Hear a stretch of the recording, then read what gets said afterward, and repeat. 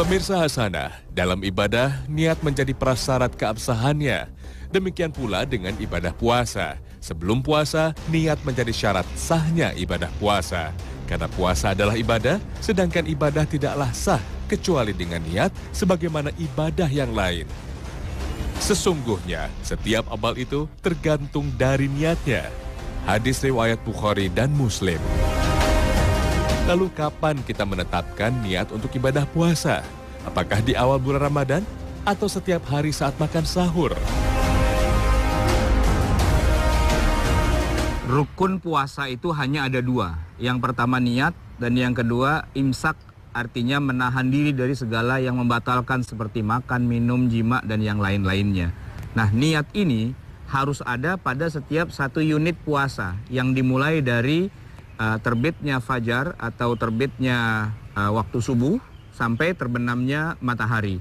Ini adalah satu hari puasa yang harus ada niatnya tersendiri dan juga ada imsaknya sepanjang masa itu, sejak subuh sampai maghrib itu.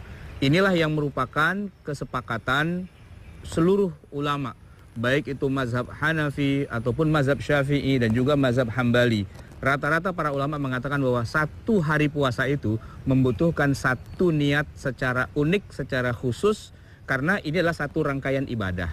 Dan ketika Ramadan itu ada 30 hari atau 29 hari, maka diharuskan ada 30 puasa yang masing-masingnya harus punya niat sendiri-sendiri. Dan memabitkan niat ini maksudnya adalah tabyitun niyah, itu adalah sesuatu yang tidak bisa tidak untuk harus dikerjakan, yaitu sebelum masuknya subuh, sebelum masuknya fajar, di malam hari, entah di waktu sahur atau bahkan mungkin pada sebelum tidur, pokoknya malam hari itu harus sudah ada niat kita di dalam hati bahwa besok subuh ini saya akan puasa. Tidak harus dilafazkan memang, karena lafaz itu sendiri bukan datang dari Rasulullah SAW. Sebagian ulama mengatakan alangkah bagusnya kalau dilafazkan, ya Allah, saya besok pagi ini mau puasa Ramadan. Tapi ada juga yang menyebutkan tidak perlu dilafazkan, sehingga cukup yang penting menghadirkan niat itu di dalam hati maksimal sebelum masuknya waktu subuh.